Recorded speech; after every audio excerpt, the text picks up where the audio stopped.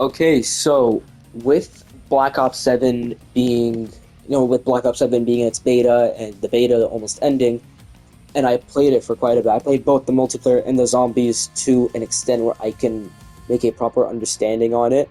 And I just want to talk about the pros, the cons, and what I want them to change for the full launch and for its lifespan. Number one, the pros. I'm just going to go over the pros. I genuinely love the gunplay of this game. All the guns are so unbelievably fun to use. They're unique in their own way, and they suit the futuristic style that this game portrays.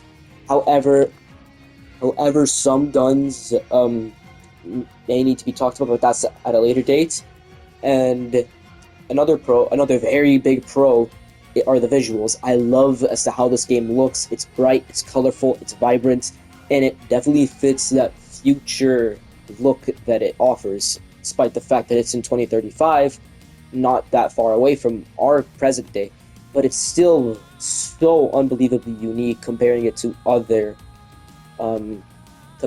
like some other visuals in the future when it comes to Call of Duty.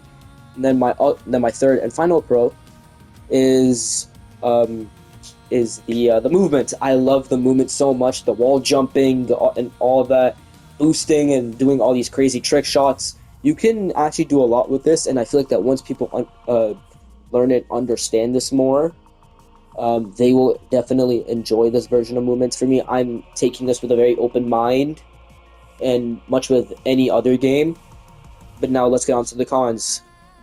Now, con number one, this is actually my biggest con, are the guns. Now, I know that I said that I love the guns, but some guns are so unbelievably strong and good to the point where everything about it is just insane.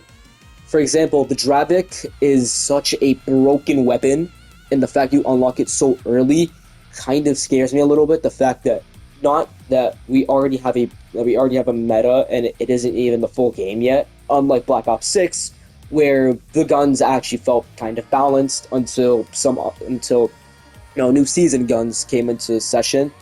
But that doesn't mean I don't like any of the guns. Hell, I actually love the Dravik, and I also love the M8, even when I pick it up from like a random body. And then here's another one of my cons. This is gonna be the only con that I have. So it's gonna be with multiplayer and zombies. I haven't talked about zombies yet. That's gonna be a little bit later. But the one thing is the TTK. I die in about 2 to 3 bullets, and everyone else, I feel like that the TTK is a bit too fast for this game. It feels a lot more like Modern Warfare 2019 or even Call of Duty World War II. Like, I die in 2 to 3 bullets. The same with everyone. Everyone dies so quick to the point where it's almost essential. It's almost essential to have stim shots and to be very quick with how you are. And you also need to be very fast with your movement. You need to be good with gunplay and all that if you want to actually get on the scoreboard and maybe get a best play. However, this does not mean I'm shitting on the game. I actually really like it. I feel like that this game has potential, and which is what we're going to get into now. What I think they should do in order to make this game better and make this game one of the better Call of Duties is listen to the community. Now, the reason why Black Ops 6 failed, to me, was they didn't listen to the community. They didn't improve their anti-cheat. Luckily, they're improving it here significantly, and they only care about money and bundles. I'm sure that they made a fuck ton of money with Black Ops 6, and hopefully that with this game, they're not relying on bundles as much. Now, I know that carry forward is not a thing, and their bundles are going to be matching how Black Ops 7 is meant to feel like, and Warzone is going to have its own crazy and all that bullshit. So I'm okay with the fact that it's a bit crazy and over the top in Warzone, but in the base game, keep it the way it's meant to be. Like how it's a futuristic warfare game, keep it like that. Release bundles like a cybernetic assassin or a robot like Reaper from Black Ops 3.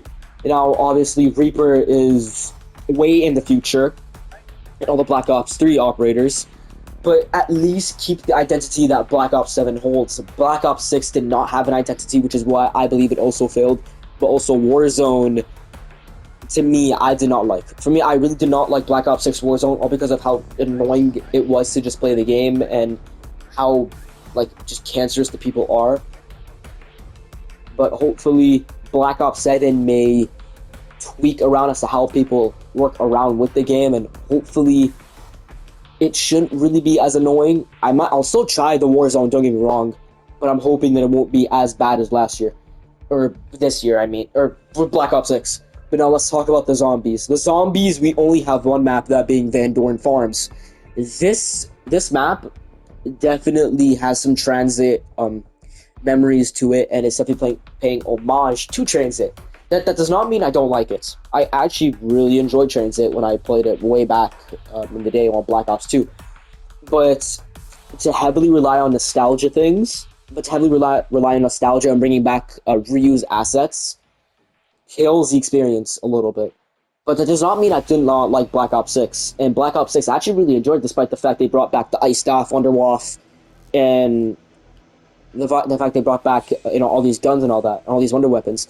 But please make the ratio from new wonder weapons to old wonder weapons like 50-50, or new wonder weapons being more than older wonder weapons. Which is why I think that if Black Ops 7 can follow all these, it can definitely be, hopefully, just as good, if not even better, than some of the other Call of Duty games we've had. But obviously, it will not hold a candle to Black Ops 2, Black Ops 1, and Black Ops 3. However, if they do listen to this, I do believe it'll definitely be better than Black Ops 6, MW 2019, possibly not MW3 2023, MW2 2022, just all the more modern Call of Duty games. It could definitely be one of the better ones. But obviously, this is my opinion. You can shit on it all you want, or you can agree with it. I don't really care. I'm taking this with an open mind. And do I believe that this will be killed by Battlefield?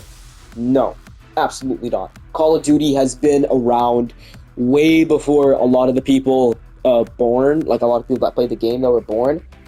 So, Call of Duty, it's very hard for Call of Duty to die. The closest that Call of Duty has come to dying was World War II, was Call of Duty World War II when Fortnite exploded. But even then, Call of Duty still had a very loyal fan base. And that's why I think that Call of Duty will never die. It's because those loyal, diehard fans, including myself, will never leave the game. Will never leave the game, regardless of there is like an X-Defiant or a Battlefield 6 or a finals or whatever the hell comes out that can come out as a COD killer, quote unquote. But I do believe that Call of Duty has earned its way into the big three and will always stay in the big three. While I do believe that certain Call of Duty titles will be killed off by other up and coming titles. For example, Black Ops 7 may be killed by Battlefield 6, or MW2 2022 can be killed by the last Battlefield before Battlefield 6. But that's what I think. Call of Duty in and of itself as a franchise will not ever die, because there are so many games just crossed out between each other that it is impossible for Black Ops 3 to die, Black Ops 2 to die, Black Ops 1, and all the other custom clients like Plutonium, for those custom clients and their Call of Duties, for them to die as well. That's why I believe that Call of Duty in and of itself will not die. It will not. While there may be times where it comes close to dying, or people say, oh yeah, this game is going, or yeah, Call of Duty is going to die, it will not ever die. It won't.